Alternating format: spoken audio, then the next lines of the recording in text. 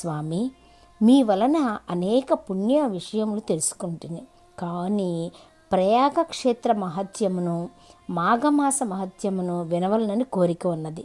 కావున ఈ ఏకాంత సమయమందు ఆ క్షేత్ర మహిమలను వివరింప ప్రార్థించుచున్నాను అని వేడుకొనగా, పార్వతీపతి యొక్క శంకరుడు మందహాసంతో ఇట్లు వివరించాడు. దేవి, నీ ఇష్టమును తప్పక తీర్చేదను, శ్రద్ధగా విను.